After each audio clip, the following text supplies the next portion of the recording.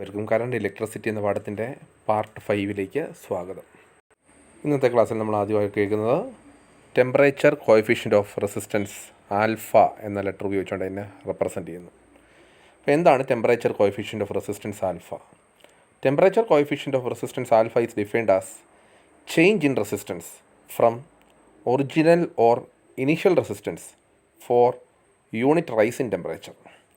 അപ്പോൾ ഈ ഇക്വേഷൻ സൂചിപ്പിക്കുന്നത് പോലെ R1 എന്ന് പറഞ്ഞ ഒരു റെസിസ്റ്റൻസ് ചിന്തിക്കുക.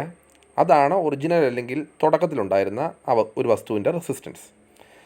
ചൂടാക്കിയപ്പോൾ ആ റെസിസ്റ്റൻസ് R1-ൽ നിന്ന് R2-ലേക്ക് മാറുന്നു. അങ്ങനെ ഉണ്ടെങ്കിൽ ആൽഫ എങ്ങനെ കണ്ടുപിടിക്കും? ആദ്യം ചേഞ്ച് ഇൻ റെസിസ്റ്റൻസ് കണ്ടുപിടിക്കുക. R2 മൈനസ് R1 ഫ്രം എവിടുന്ന്?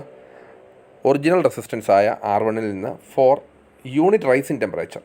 അതാണ് ആ ഡെൽറ്റ ടി കൊണ്ട് റെപ്രസെൻറ്റ് ചെയ്യുന്നത്. അപ്പോൾ ഈ ഡെൽറ്റ ടി എന്ന് പറഞ്ഞാൽ T2 മൈനസ് T1 ആണ്. അപ്പം റൈസ് വരുന്നത് കൊണ്ട് T2 ഗ്രേറ്റർ ദാൻ T1 ആയിരിക്കണം. SI unit of alpha kelvin raise to -1 ആണ്. അപ്പോൾ ആൽഫ കണ്ടുപിടിക്കാൻ വേണ്ടി T1 ടെമ്പറേച്ചറിലുണ്ടായിരുന്ന ഒറിജിനൽ റെസിസ്റ്റൻസ് ആയ R1 കണ്ടുപിടിക്കുക. അതിനുശേഷം ടെമ്പറേച്ചർ കൂട്ടിക്കൊണ്ട് T2 ടെമ്പറേച്ചറിലുള്ള അബ്സല്യൂട്ട് ടെമ്പറേച്ചറിലുള്ള റെസിസ്റ്റൻസ് ആയ R2 കണ്ടുപിടിക്കുക. എന്നിട്ട് ആൽഫ കിട്ടാൻ വേണ്ടി R2 minus R1 divide by R1 by delta T എന്ന് പറഞ്ഞെടുക്കുക. മുകളിലും റെസിസ്റ്റൻസ് ഉണ്ട്, താഴെയും റെസിസ്റ്റൻസ് ഉണ്ട്. പിന്നെ മിച്ചം ഒരു ടെമ്പറേച്ചർ, ചേഞ്ച് ഇൻ ടെമ്പറേച്ചറാണ് ഡിനോമിനേറ്ററിൽ കിടക്കുന്നത്. അതിൻ്റെ SI യൂണിറ്റ് കെൽവിൻ ആണല്ലോ. കെൽവിൻ റൈസ് ടു 1 എന്ന് ചിന്തിക്കാം. അത് മുകളിലേക്ക് വരുമ്പോൾ SI യൂണിറ്റ് ഓഫ് ആൽഫ എന്താണ്? കെൽവിൻ റൈസ് ടു -1 ആണ്. കണ്ടക്ടേഴ്സിൻ്റെ കേസിൽ ആൽഫ പോസിറ്റീവ് ആയിരിക്കും. അതിൻ്റെ അർത്ഥം R2 is greater than R1 for T2 greater than T1. Semi കണ്ടക്ടറിൻ്റെ കേസിൽ ആൽഫ നെഗറ്റീവ് ആയിരിക്കും. അതിൻ്റെ അർത്ഥം R2 is less than R1 for T2 greater than T1. അലോയ്സിൻ്റെ കേസിൽ ആൽഫ 0 ആയിരിക്കും. അതായത് R2 is equal to R1 for T2 greater than T1. അപ്പം അലോയ്സിൻ്റെ കേസിൽ ടെമ്പറേച്ചർ മാറിയാൽ റെസിസ്റ്റൻസ് മാറാത്തത് കൊണ്ട് സ്റ്റാൻഡേർഡ് റെസിസ്റ്റൻസ് ആയിട്ട് ഉള്ള റെസിസ്റ്റൻസ് ബോക്സുകൾ ഉണ്ടാക്കാൻ വേണ്ടി നമ്മൾ അലോയ്സ് അഥവാ ലോഹസങ്കരങ്ങളാണ് ഉപയോഗിക്കുന്നത്. അപ്പോൾ ആൽഫ പോസിറ്റീവ് ആണെങ്കിൽ ടെമ്പറേച്ചർ കൂടുന്നതനുസരിച്ച് റെസിസ്റ്റൻസ് കൂടുന്നു. അത് കണ്ടക്ടേഴ്സിൻ്റെ കേസിൽ മാത്രമേ ഉള്ളൂ. ആൽഫ നെഗറ്റീവ് ആണെങ്കിൽ ടെമ്പറേച്ചർ കൂടുന്നതനുസരിച്ച് റെസിസ്റ്റൻസ് കുറയുന്നത് സെമി കണ്ടക്ടറിൻ്റെ കേസിലാണ്. ആൽഫ 0 ആണെങ്കിൽ ടെമ്പറേച്ചർ കൂടുന്നതനുസരിച്ച് റെസിസ്റ്റൻസിന് മാറ്റമില്ല. അത് അലോയ്സിൻ്റെ കേസിലുമാണെന്ന് ഓർത്ത് വെക്കുക. അപ്പോൾ ഒരു കണ്ടക്ടറിൻ്റെ റെസിസ്റ്റൻസ് വേഴ്സസ് ടെമ്പറേച്ചർ ഗ്രാഫാണ് ഈ കാണുന്നത്. എക്സ് ആക്സിസിൽ ടെമ്പറേച്ചർ ഇൻ കെൽവിനാണ് അടയാളപ്പെടുത്തിയേക്കുന്നത്. വൈ ആക്സിസിൽ റെസിസ്റ്റൻസ് ഇൻ ഓംസ് ആണ് അടയാളപ്പെടുത്തിയേക്കുന്നത്.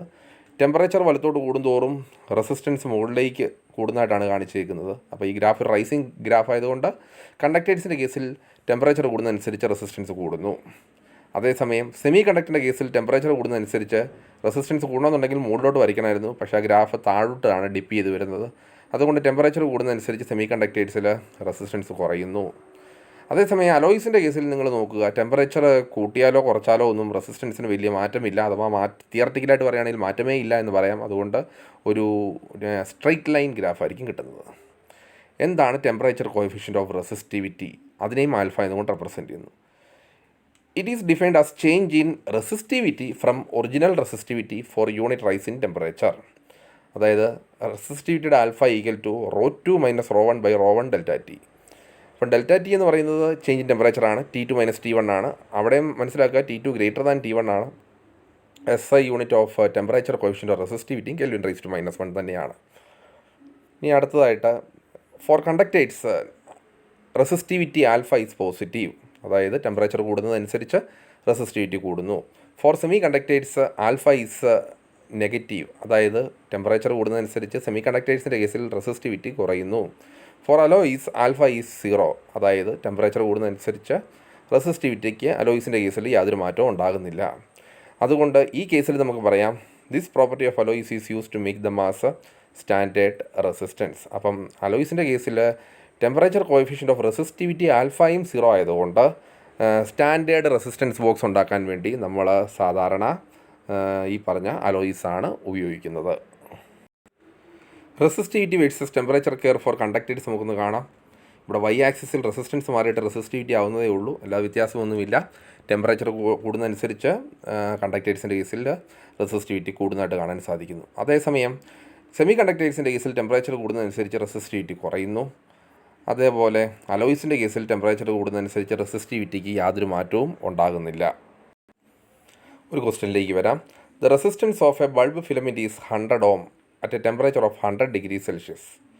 If the temperature coefficient of resistance of that bulb filament is 0.005 per degree Celsius, comma, its resistance will become 200 ohm at a temperature of. അപ്പം T1 ഇവിടെ തന്നിട്ടുണ്ട് 100 degree സെൽഷ്യസിലെ resistance ആണ് 100 ഓം. ഒരു bulb filament ആണ്. അപ്പം temperature ഇവിടെ കൂടുന്നതായിട്ട് ചിന്തിക്കാം. കൂടിയ ടെമ്പറേച്ചറിൽ റെസിസ്റ്റൻസ് 200 ഓം ആണ്. ആ 200 ഓം ആകാൻ എടുത്ത ടെമ്പറേച്ചർ അഥവാ T2 കണ്ടുപിടിക്കാനാണ് ഇവിടെ ചോദിച്ചേക്കുന്നത്. നമുക്ക് കാര്യങ്ങളിലേക്ക് പ്രവേശിക്കാം.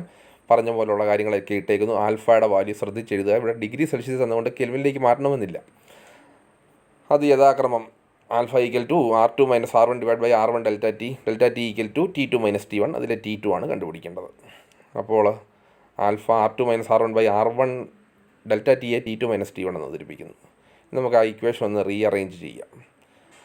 ക്രോസ് മൾട്ടിപ്ലൈ ചെയ്യുന്നു. Alpha R1 T2 minus T1 equal to R2 minus R1. അഥവാ T2 മൈനസ് T1 എന്ന് പറഞ്ഞു കഴിഞ്ഞാൽ R2 minus R1 by alpha R1 വരും.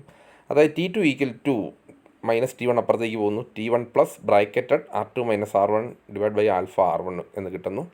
T2 equal to T1 100 degree Celsius ആണ് plus R2 minus R1 200 ohm minus 100 ohm divide by temperature coefficient of resistance alpha 0.005 degree Celsius raise to -1 ആണ്, അല്ലെങ്കിൽ per degree Celsius ആണ്, into R1 വീണ്ടും 100 ഓം ഇട്ട് കൊടുക്കുക. അപ്പോൾ T2 equal to 100 plus മുകളിൽ കുറയ്ക്കുമ്പോൾ 100 കിട്ടുന്നു ഡിവൈഡ് ബൈ 100 കൊണ്ട് മൾട്ടിപ്ലൈ ചെയ്യുമ്പോൾ 0.5 കിട്ടുന്നു. അതായത് T2 ഈക്വൽ ടു 100 പ്ലസ് 0.5 എന്ന് പറഞ്ഞാൽ 1/2 ആണ്. ആ 2 മുകളിലേക്ക് വരുമ്പോൾ 2 × 100 200 ആകുന്നു. അതായത് T2 equal to 300 degree Celsius എന്ന് പറഞ്ഞാൽ നമുക്ക് ലഭിക്കുന്നു. അപ്പോൾ 200 ഓം ആകാൻ എടുത്ത ടെമ്പറേച്ചർ എത്രയാണ്? 300 ഡിഗ്രി സെൽഷ്യസ് ആകുന്നു.